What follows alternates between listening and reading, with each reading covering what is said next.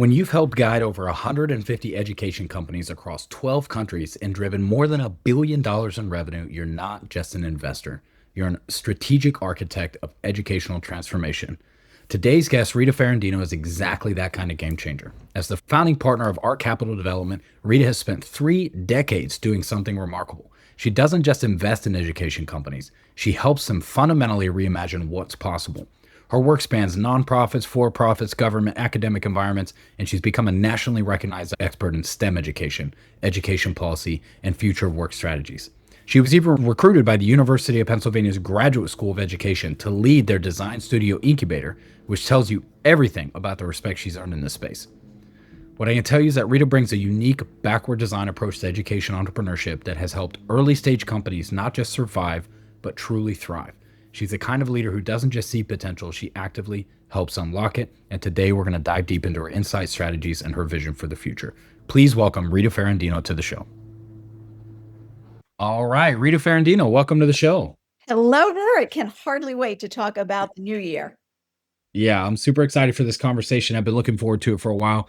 Before we jump in, I will have done an introduction for you so people have a little bit of context, but would love to just hear from you who you are, what you do, how you help your customers. Well, what I do, Rory, is I'm a corporate growth strategist and investor. So what I really focus on is how do we get companies that are at an inflection point, companies that are looking to grow, and how is the best way to do that? Some people come to me when they're looking to raise a round of money or when they're preparing for an acquisition. But basically, people come to me when they're looking to accelerate their growth for some strategic reason. Got it. And then the two that you mentioned, so like investor and growth strategist, are those separate usually? Meaning one business wants one or the other, or do you find some where you're doing both? You're maybe investing in a company that's also wanting to grow. How does that usually work? Well, what we start with is where are you today and where do you want to be? And then what's the best strategy and tactic to get you there? Is it revenue acceleration? Is it expense optimization?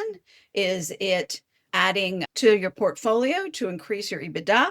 We need to understand what it is you're trying to do. Some cases, you really need an infusion of cash to be able to jump that chasm, to be able to make that happen.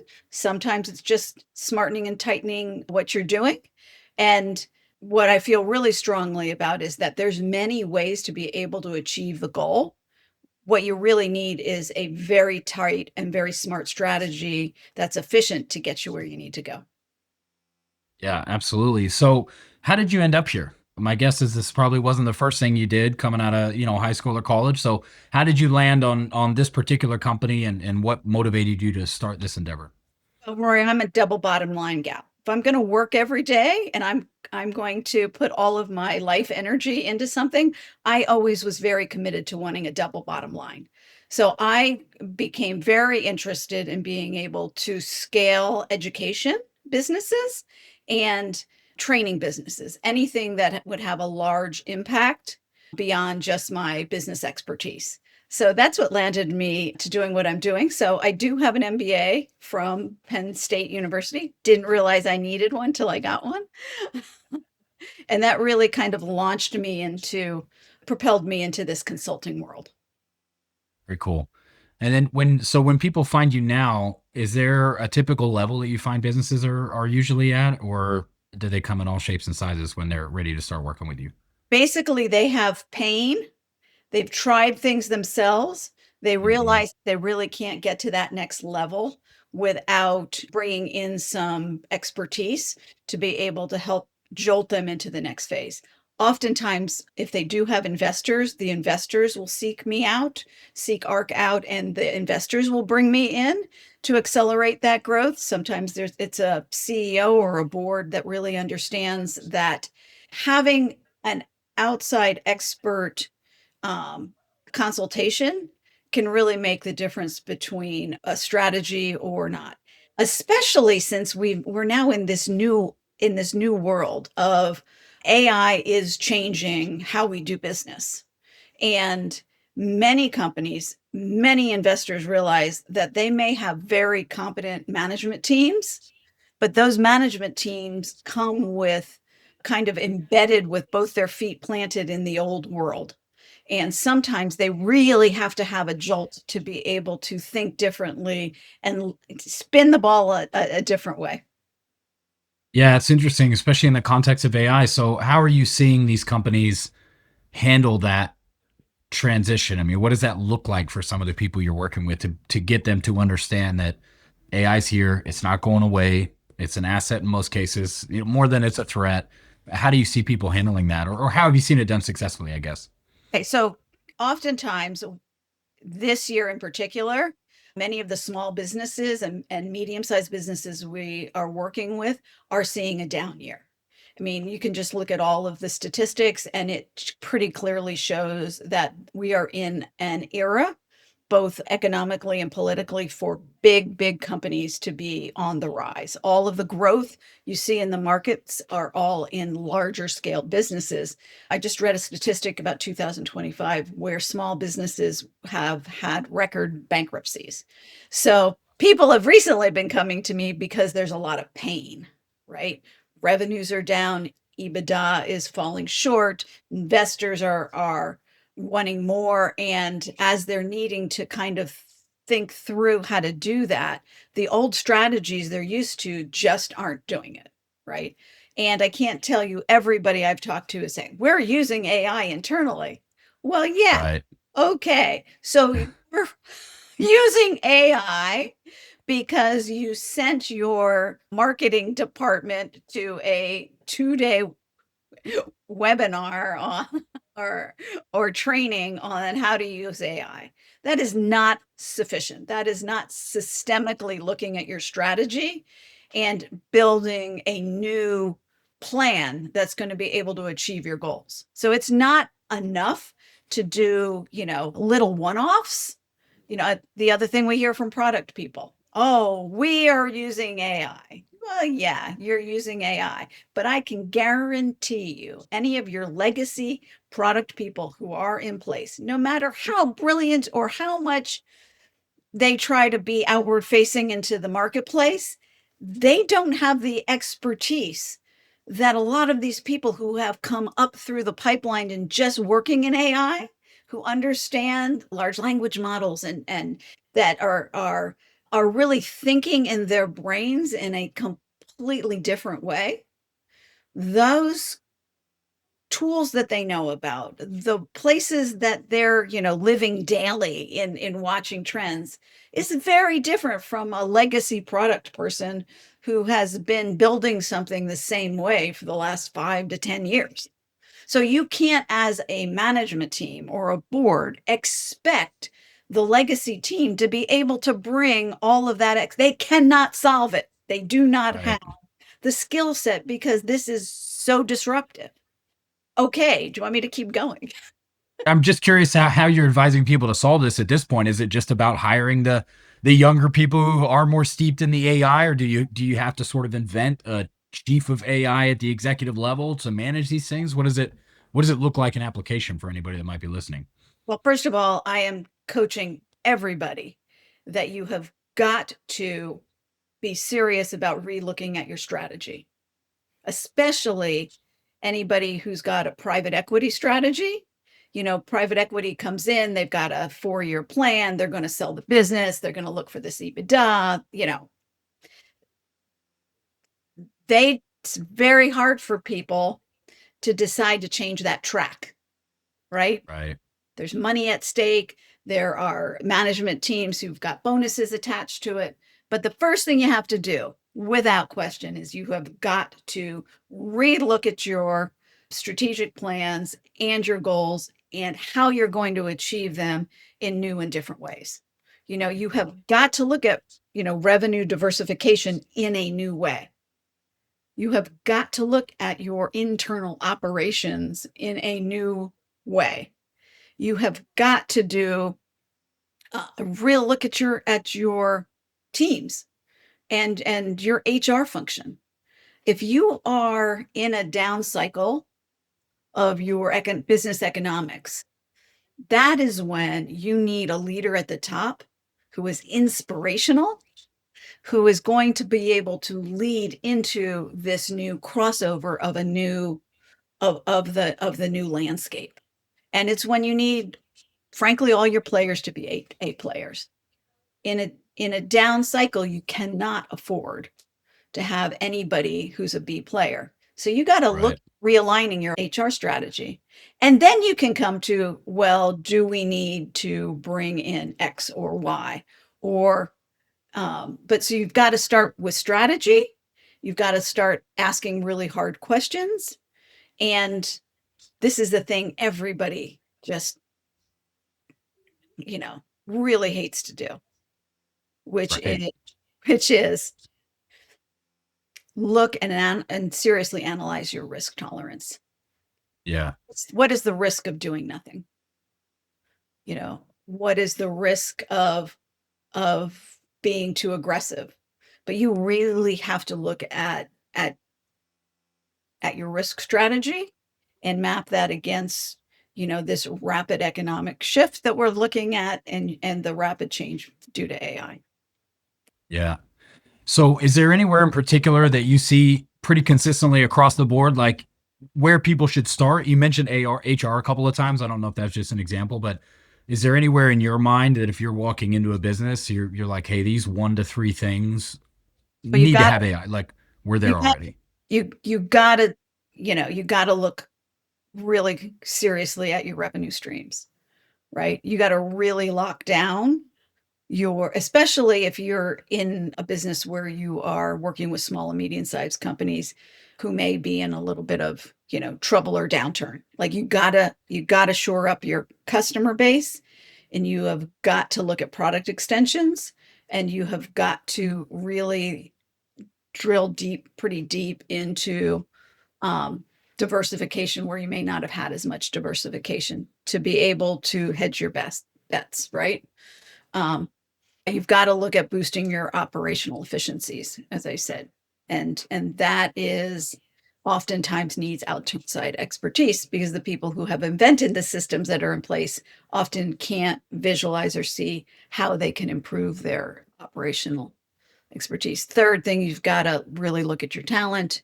You've got to retain the people you really want, your A players you want to keep, and you want to motivate and engage a team, especially if you are in a down cycle.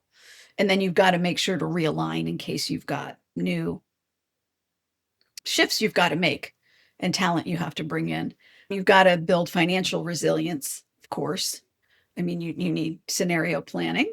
Again, going back to the risk, monitoring and determining your risk, and then really pulling it all together in a new master strategic plan. Very cool. So, I would love to hear. I mean, so how are you at Art Capital specifically? How have you guys implemented AI? What's maybe been one or two of the bigger mistakes you guys made, and what are you excited about looking forward for this year? Or things you'll be able to develop or implement?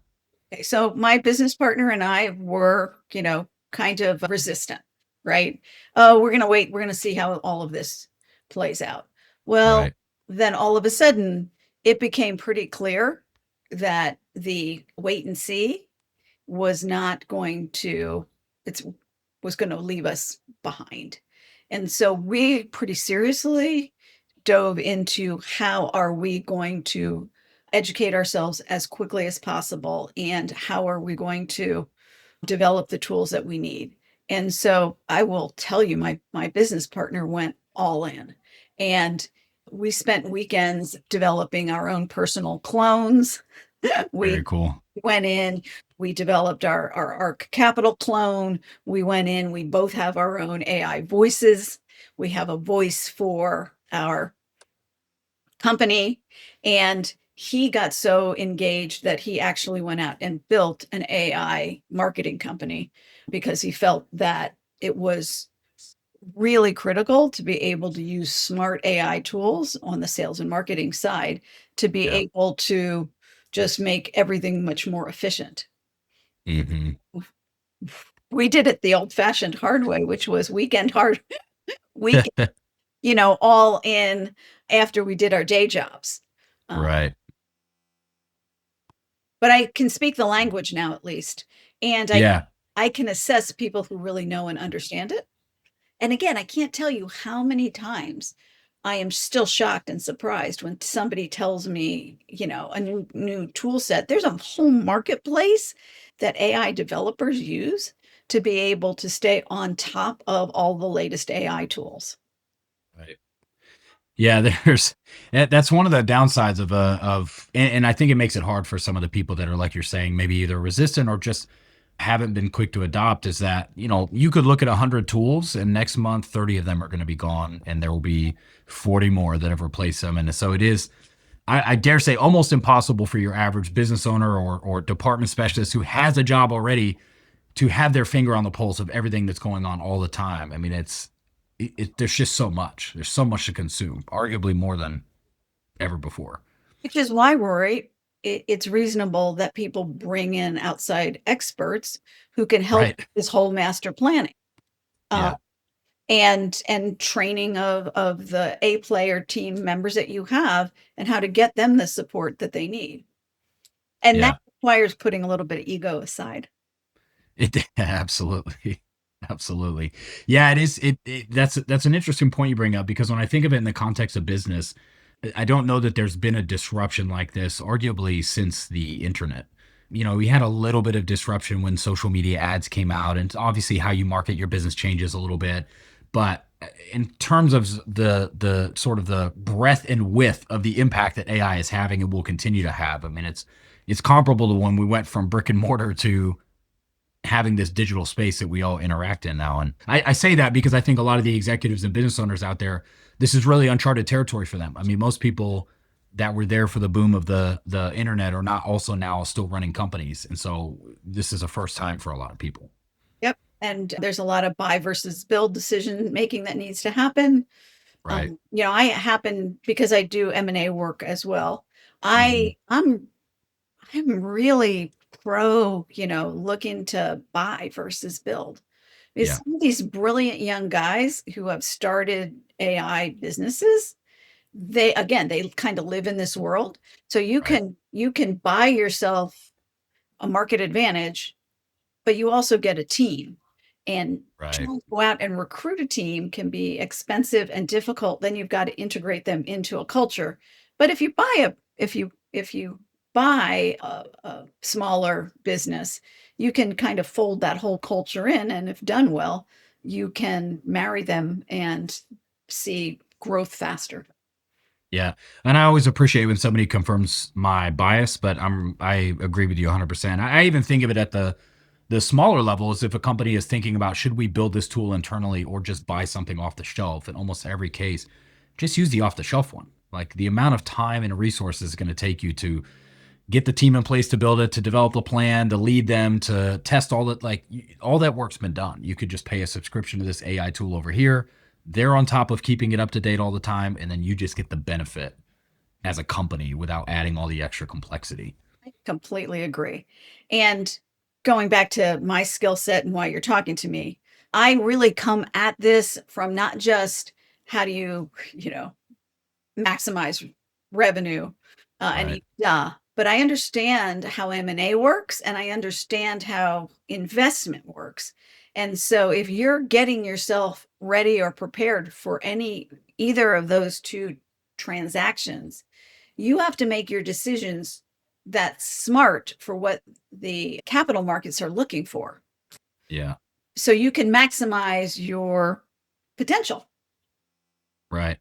So with that, going along the lines of what I'm saying is that it would seem based on what you're saying that what you and I were just talking about would make a lot of sense because if I'm a company that's looking to sell in the next 12 months, I don't really want to be standing up an entirely new department that's going to increase my expenses, is maybe going to take some time before we're able to generate a profit. Like I'm basically making my company look worse because I've got this short-term investment of time, attention, and money. So, like we're saying, if you just bought something, you get the immediate benefit, which might even increase revenue and EBITDA, make your company look more valuable without all the headaches. Is that a fair assessment? Especially if you're getting a good team. Right. Yeah, absolutely. Now you've got If a you're multiplier. Yeah, if you're acquiring skill sets that are, precious and valued in the marketplace, absolutely. Yeah. And so we've talked about a lot about AI, but you also mentioned the economic downturn and a lot of companies having a rough year. So I'm curious, just as you go into 2026, what are the top things that are on your radar in terms of what you're encouraging businesses to do or how you're helping companies manage this? I mean, what really has your attention right now? Again, Wayne Gretzky has a, famous quote that I just find myself saying over and over again. You need to skate to where the puck is going, not to where the puck has been.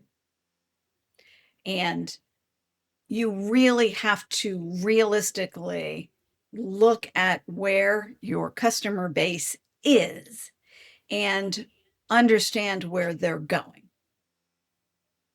And I think that, again, I think that this is a time when everybody, every small and medium sized business has to realistically take a really hard look again. Do you have an example or two of what that would look like tactically, or maybe a situation where you've seen this, become a really necessary, attitude adjustment for a business owner, let's say? Okay, so if you are providing training to small and medium sized businesses, that is a market. It has been a thriving market. Right. We have seen that companies have invested in their employees in order to keep them in providing training. Okay. Well, Yep. today, the training that's needed is very, Mm, what are you going to do to upskill them? How are you going right. to take your sales force your workforce that could be completely displaced by AI and retrain them? Right? What do you really Right. need in your organization, and which, jobs can be retrained or realigned? There's a big movement. I was just looking at these numbers for individuals investing in their own training on AI. Coursera offers a freemium model. you know, Take this introductory AI course, and then at the end of it, if you really love it, for $300, we'll get you more. So a lot of training people are already starting their own training as opposed to relying on the companies. So if a company is finding that they're economically slightly underwater, they're going to cut training, right? So if you're a training company, how are you going to look at your customer base, look at where the money is, look where the opportunity is? Are you offering the right kinds of courses to small businesses? Are you offering abilities to buy in small chunks, or even offer to those employees without company compensation ways to be able to get themselves reskilled? All really exciting stuff, but it's just change. It's Yeah. where the puck is, not where it was. Interesting. So how, Is that a good example? yeah, no, it makes perfect sense. And I'm wondering now, in your experience, how are you seeing companies solve that problem? Because one of the issues you see is that AI's in the scheme of things is fairly novel. In terms of mainstream understanding, it's extremely novel. So as a company, let's just say I'm the head of operations for a company and I'm looking for somebody to train my company. What does that vetting look like on the company side? I mean, it's nobody's got 15 years in the AI game, so you can't really draw on that thread like you normally would. So what are these companies looking for that tells them, okay, I think this person is going to be a good asset to come in and help us? Love that question. I love that question because it's not also a standard answer. So years ago, you would just go to McKinsey, or, a big consulting Right. or a medium-sized consulting firm. Yeah. And those guys are hardwired in the old ways too. I have been seeing some of the least impressive results coming out of your traditional big company Right. mindset because they're in the same place. Yeah. Also, this is going to make me highly unpopular, I love it.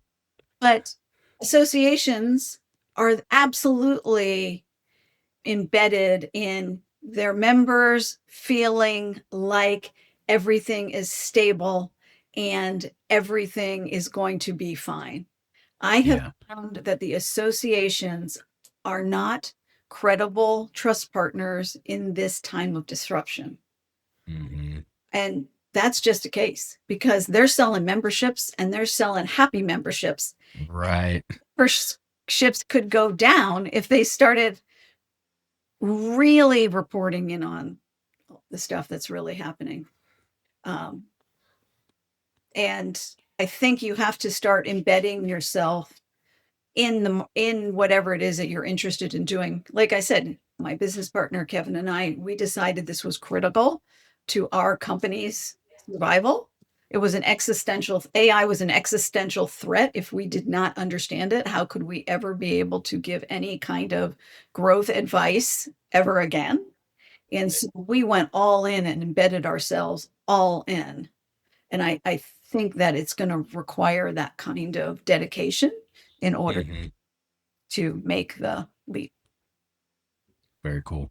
So, having done that and having the understanding you do, and obviously being able to work with all these business owners, I would love to hear, maybe one thing that worries you about AI and where we're headed, and then the other side of, 12 months from now, let's say in the beginning of 2027, like what are you really excited about being able to do with AI that maybe you can't do just yet? Yeah, well, my biggest worry about AI, I'm really clear on that, is that you've got management who doesn't understand AI deeply enough, thinking that it's going to solve problems it can't solve. Hmm. And so um, AI is a tool. That tool set has to be chosen carefully, has to be monitored and benchmarked. And then you have to provide training and new processes around it so it can be successful. And it needs to be constantly monitored and evolved. Yeah. And so my biggest fear with AI is that it's going to give false positives. Management's going to say, "Oh, we're bringing AI in. It's going to do all of our sales leads." Well, actually, it's only as good as how you train the model to get sales leads. So if you do not have a successful way of selling or getting sales leads in, AI isn't going to improve that. It's just going to go faster with what works and it's going to help you get a little smarter. But you got to start with a process that works. Right. Okay. Yeah, I Well, want to just say on that, I think that's such a great example. So I hope people were paying attention because that's one thing I've had this conversation dozens of times is that AI will help you do things faster, but it won't tell you if the output is right or not. So you still need to know what a good sales lead nurturing looks like. You still need to know what good ad copy looks like. You still need to know somebody with a brain needs to be able to evaluate the output and say, yes, that's to the standard or no, that's not to the standard. And then we can use AI to produce more ad copy or to produce more pages or whatever it is, right? you know, there's a lot of, especially in uncertain economic scenarios, and in financials, people are like, well, we're going to just get rid of the jobs, we're going to replace it with AI, it's all going to be fine. Well, again, you can't take a tool and replace all functionality, right? Can it make things faster? Yes. Is it going to make, maybe you're going to need fewer, but there still has, it's just a tool. Right. Absolutely. And then I think I interrupted you before you were sharing. I asked you about what you're excited about. So what do you hope you could do end of next year that maybe you're not able to do just yet with what's available? Excited for the shakeout. I think there's a lot of existential threats that people are not Hmm. recognizing, and that if for those who get on board, there's a lot of opportunity, and they can take advantage and build to thrive in this new world. And I think there's going to be people who are just left behind. And as a capitalist, I'm okay with that. Right. Yeah. This is You not. know, No, I'm just kidding. I But mean, no, it happens though, right? Like we have these stories like Blockbuster versus Netflix. It's like it went the way it was supposed to go. Kodak versus digital film. Like there was an opportunity, they could have taken it, they didn't, and the market has spoken, and that's kind of the way these things go. how we consume content is completely different. Today, we learn almost everyone in my world, if they are faced with something they don't understand, where do they go? They go to YouTube, Right. or they go to, Chat GPT. But Yeah. and everybody wants little tiny short bits of content Yeah. and a variety of ways you receive it. It's all an evolution. You have to be able to move to where the puck is going. It is just like we have Yeah. seen the consumption of. When you've helped guide over 150 education companies across 12 countries and driven more than $1 billion in revenue, you're not just an investor. You're a strategic architect of educational transformation.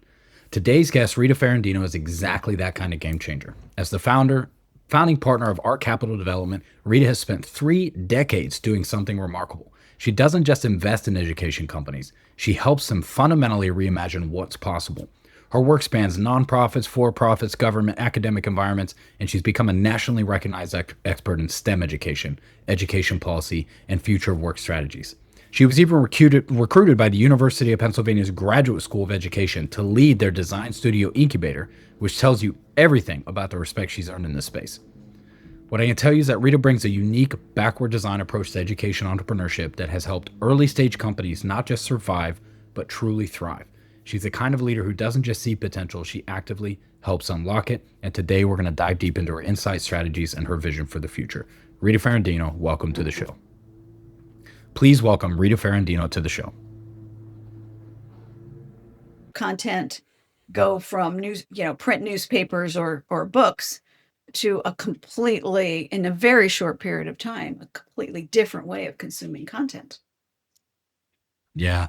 Yeah, it's so interesting. And you talked about the puck analogy. And I don't remember where I heard about this. It must have been an email or maybe an ad I saw somewhere, but there was a university that was advertising their degree in AI. And I just thought to myself, I'm not so sure. There are certainly the fundamentals of AI that you could teach in a 4-year program that are likely to be the same a year from now. But I would have to imagine there's so much about that curriculum that's going to be redundant or irrelevant in 24 months. Like I'm not sure yet if how we could build a 4-year degree around AI with how fast it's moving and expect people to come out and be useful in the marketplace. So you're thinking about it vocationally, right? So, Right. so having spent a lifetime in educational practices, the reason you do a 4-year degree in AI is not for the latest and tactical vocational understanding of what to do, but it's the actual understanding of how the math works. It's the actual understanding of how Right. the critical problem solving. It's the engineering pieces that go underneath it. It's the how do you work in teams? How do you actually learn to write? So it's all that other stuff. Um, Yeah. and a good AI program, a good 4-year degree builds you an alumni network that you tap Hmm. into your life. And at many universities today, when you become an alumni and you graduate with AI, they're going to feed you stuff to be able to keep you up to Yeah. date in your own world. So, having spent a lifetime with undergraduate students, often what they need is not just the vocational. Now, you at your place in life, a vocational certificate or something is very different than Right. probably your 19-year-old self was probably less sophisticated. Yeah. I sure hope so. It'd be a shame to become less refined as I get older. Very cool. So specifically about Art Capital, what would you attribute your guys' success to over the years? I mean, have you done a lot of really focused direct response advertising or organic content, or just relied on referrals and word of mouth? I mean, what's led to your success over the years? We do very high quality work. We have a referral network that is really strong. We have tried things over the years. We have done pasta with peers and we have done conferences and we have done speaking engagements. But at the end of the day, what really sets us apart is that if somebody's interested in our services, we have them talk to somebody we've just worked with, and that usually seals the deal. Oh, very cool. It's old Very fashioned, cool. isn't it? Yeah, right. Do good work, others will be wanting to engage you. Yeah. No, it's great though, because I mean that's one of the more recurring themes that I have with a lot of the coaches and consultants I talk to is that attitude of like, yeah, we could do more marketing, but we spend our time making sure that our customers are so happy that we never want for business or referrals or word of mouth or anything like that, which I think is great. Makes perfect sense. I had another question I was going to ask you, and I just blanked on it. Oh, so in terms of success, so we're looking forward in 2026. What are you guys tracking or monitoring? Is there a metric that you're looking at that you'll know on Christmas Day in 26, like we achieved the goal, or what are you optimizing for in this next year? We do go through we at ARC go through a painful goal setting strategy, which we are in the center of. Actually, we Oh, worked very on cool. that over the holiday because that's what everybody wants to do on their Christmas break is work on Work on work. and we are uh, really good about making sure that we go by January 15th, that we touch base with all of our investment portfolio companies to see where they're at and what they need. We go through and really talk about what our goals are of how much new work we're going to take and how that melds and meshes with our own personal goals. Because at the end of the day, if we're not healthy, happy humans, you can't be a productive coach to others. I love that. I think that's super valuable, and it's very underrated. I think is the taking time for yourself, making sure that you're okay, that you can then give to other people appropriately. So I love to hear that. We work in abundance. Right. I live in a world of abundance, and that abundance comes from a mindset. You're right. Absolutely. And is that a mindset that where did that come from? Was that learned? Have you kind of always been this way? Was there somebody in particular who sort of bestowed this upon you? I mean, how did you develop that mindset? Because not everybody has it. My business partner will tell you his comes from a spiritual center. Mm-hmm. I will tell you mine comes from a dedicated to learning and improving model. Mm-hmm. And I think everybody needs to find their own way to their own pathway of health and happiness. Yeah. I love that.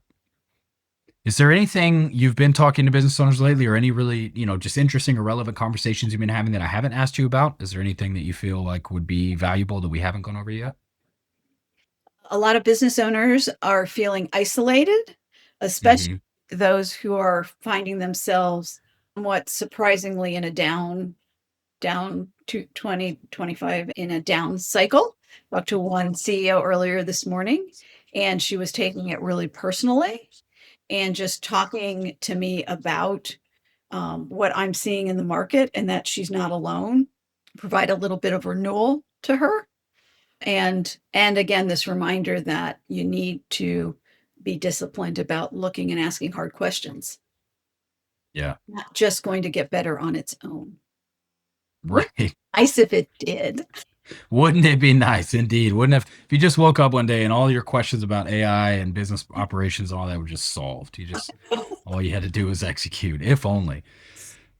That's fantastic. Well, Rita, this has been a lot of fun. I've really enjoyed the conversation. I'm super grateful you took the time out to come on and have it with me. Before we wrap, just let people know where to follow up with you, how to get in touch. Where do you want them to go if they want to know more or connect with you? Find me on LinkedIn, Rita Ferrandino, and just connect with me. That's by far the quickest and easiest way that establishes us as not just a connection, but an easy way to be able to communicate. So I use LinkedIn, I was going to say daily, but I use it much more frequently than that. So reach out to me on Absolutely. LinkedIn, especially if you are thinking that you need to talk through some new strategic direction in your business. Okay, perfect. I'll make sure that everybody has a link in the show notes so they can just go directly to your profile and connect with you there. And again, just want to say this was a lot of fun. I really appreciate your time. Thanks for coming on. Thank you.